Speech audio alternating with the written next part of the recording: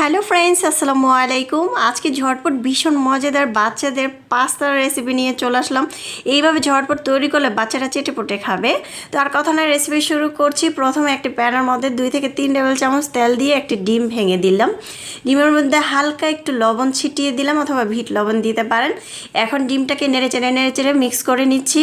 Mix করে একটু ভেঙে নিচ্ছি। তারপর আমি এখানে আধা কাপের মতো চিকেন অ্যাড করব। চিকেনটাকে খুব ভালো করে নেড়েচেড়ে একটু হালকা ভেজে নেব। দেখতে পাচ্ছেন আমি স্টেপগুলো আপনারা শুধু দেখবেন আর আপনার বাসায় ঝটপট তৈরি করে ফেলবেন। দিয়ে দিলাম ফুলকপি এক টুকরোর মতো, তারপর হচ্ছে আলু কুচি দিয়ে দিলাম, গাজর কুচি দিয়ে দিলাম, পেঁয়াজ কুচি করে দিয়ে দিলাম, মটরশুঁটি দিয়ে দিলাম, পেঁয়াজ কলি দিয়ে দিলাম, পেঁয়াজ দিয়ে দিলাম। তারপরে হচ্ছে একটু ভেজে নিলাম, খুব ভালো করে নেড়েচেড়ে মিক্স করে নিলাম। সামান্য লবণ কিন্তু ছিটিয়ে দিলাম। এখানে ফুটন্ত গরম পানির মধ্যে 3 পদের পাস্তা ছড়িয়ে দিয়ে পাস্তাটাকে হালকা সিদ্ধ করে নিয়েছি। দেখতে পাচ্ছেন 2 থেকে 3 মিনিটের মতো সিদ্ধ করে আমি কিন্তু আজকের রেসিপিটা ঝটপট তৈরি করে দেখাচ্ছি। এখন দিয়ে দিলাম যেই সবজিগুলো একটু ভেজে নিলাম, সেই সবজিগুলো দিয়ে দিলাম কাঁচামরিচ কুচি, দিয়ে দিলাম হচ্ছে ধনেপাতা কুচি, আর হচ্ছে নুডলসের মশলা, আর হচ্ছে টমেটো সস। এখানে কিন্তু কাঁচা টমেটো কিন্তু আমি অ্যাড করেছি, মানে কাঁচা বলতে টমেটো সস ছাড়া পাকা টমেটো, সেটাও দিয়েছি কিন্তু এখানে।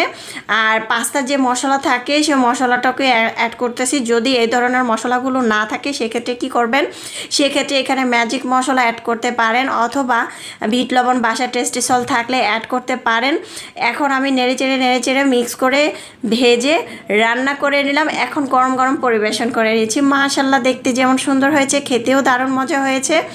আশা করছি আমার আজকের রেসিপিটা ঝটপট যারা তৈরি করবেন খেতে এত বেশি ইয়ামি লাগবে। এখানে চিকেন দিয়েছি, ডিম দিয়েছি এবং সবজি দিয়েছি। এইভাবে রান্না করলে বাচ্চারা এত মজা করে খায়। আমি কিন্তু আমার বাসার বাচ্চারা এত বেশি মজা করে খায়। যাই হোক, আলহামদুলিল্লাহ, আমার বাসায় আমি যত কিছু রান্না করি সবই বাচ্চারা চেটেপুটে খায়।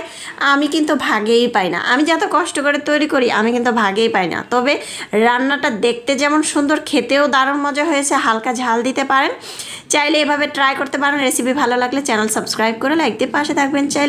চাইলে এভাবে ঝটপট তৈরি করতে পারেন। রেসিপিটা কেমন হয়েছে অবশ্যই কমেন্টে জানাবেন।